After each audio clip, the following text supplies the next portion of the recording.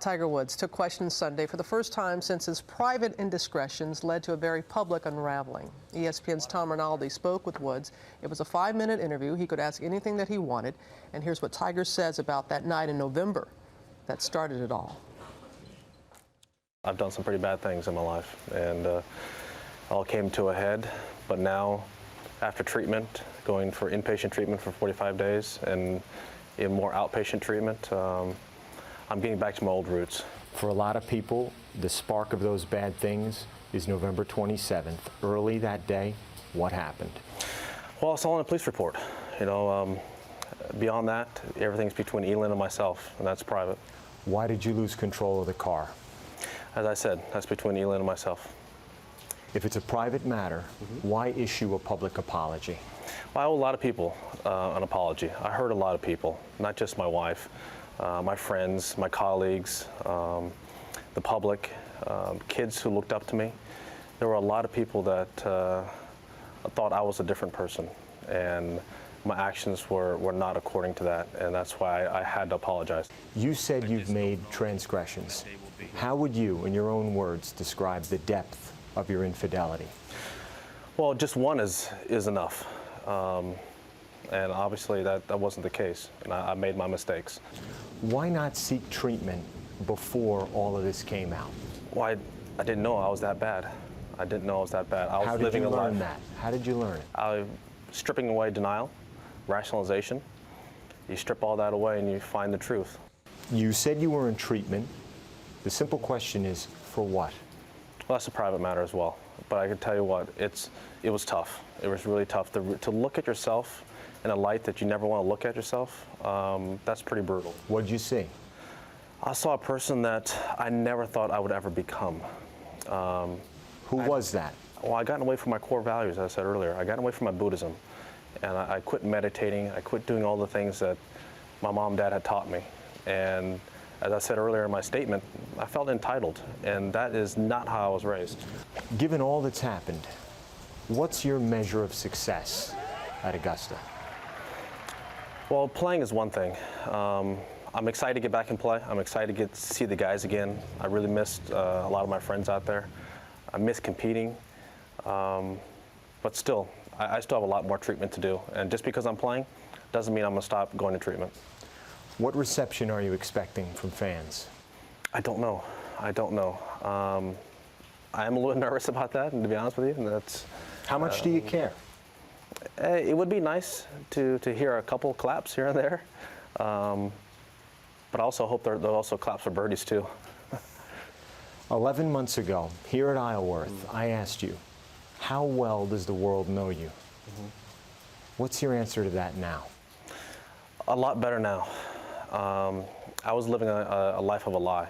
I really was, and I was doing a lot of things, as I said, that hurt a lot of people. And stripping away denial and rationalization, you start coming to the truth of who you really are. And that can be very ugly. But then again, when you face it and you start conquering it and you start living up to it, the strength that I feel now, I've never felt that type of strength. In the last 4 months, Tiger, what's been the low point? Oh, I've had a lot of low points. Just when I didn't think I could get lower, it got lower. An example? Whether I was in treatment, out of treatment. Before I went in, I mean, there were so many different low points. People I had to talk and face, like my wife, like my mom. What was that moment like, either one? They both have been brutal. They both have been very tough because I've hurt them the most. I mean, those are the two people in my life who I'm the closest to. And you know, to say the things that I've done truthfully to them was very painful. What was your wife's reaction when you sat down and had that first conversation? She was hurt. She was hurt, very hurt, shocked, angry, and she had every right to be. And I'm as disappointed as everyone else in my own behavior because I can't believe I actually did that to the people I loved. I ask this question respectfully, but of course at a distance from your family life. When you look at it now, why did you get married? Why? Because I loved her. I loved Elin with everything I have, and that's something that makes me feel even worse. I did this to someone I love that much. How do you reconcile what you've done with that love? We work at it. ESPN's Tom Rinaldi joins us now live, along with Howard Bragman, CEO of 15 Minutes Public Relations, and ABC News sports contributor Christine Brennan. Good to have you all with us this morning. Of course, I want to start with Tom first. You have interviewed Tiger many times over the years. Not under these circumstances. You were limited to 5 minutes, had to be standing. You could ask whatever you wanted. Just overall, your impressions of Tiger when you talked to him yesterday, Tom. Well, Robin, I know you've had the opportunity to speak with Tiger Woods yourself in different settings. He came in, he was composed, he was very cordial with me and the crew. There was no entourage around him. He was accompanied only by a spokesman, Glenn Greenspan.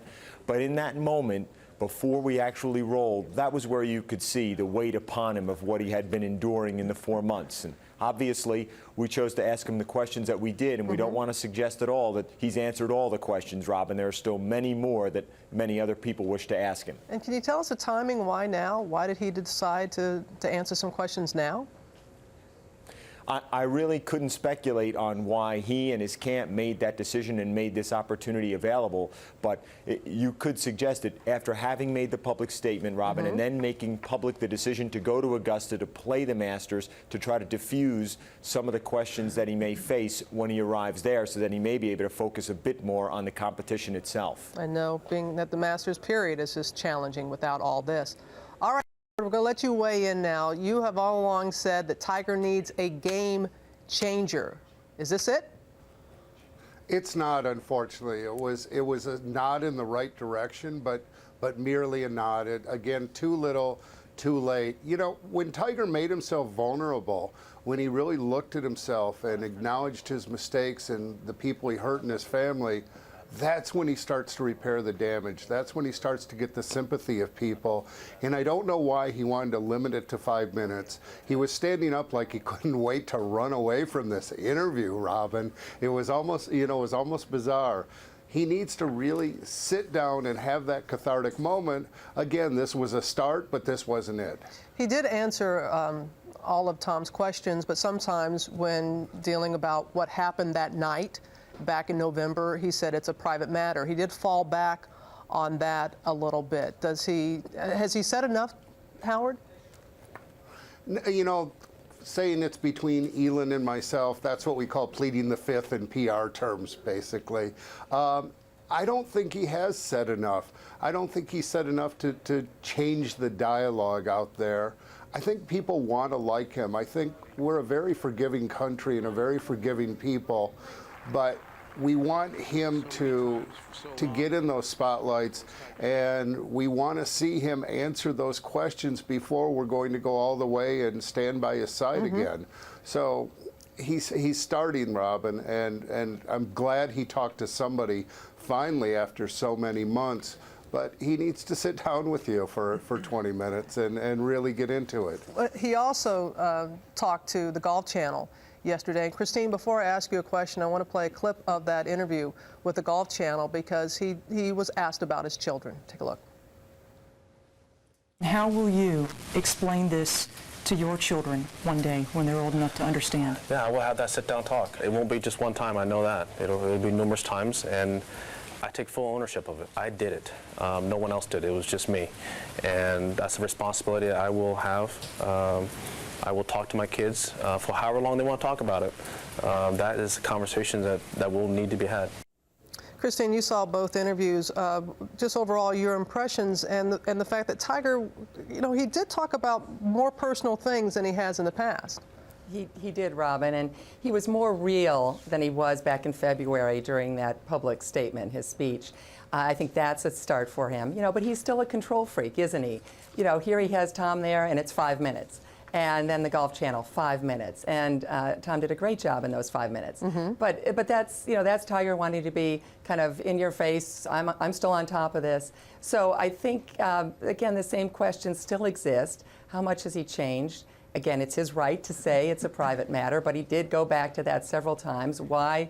Tom's great question about if it was private, why have a public apology? So there are lots of things for those of us who are covering the Masters to continue to want to ask him, including the performance-enhancing drug issue that I know Tom would have liked to get to, but of course didn't have time for all of that. Yes, that's indeed. In 5 minutes, he did get a lot in. Tom, you did in that short period of time, but never enough time for Christine, Howard, and Tom. Thank you both, all three of you, for joining us this morning, and I'm sure we will continue the conversation until the Masters takes place in a couple of weeks. Thank you all.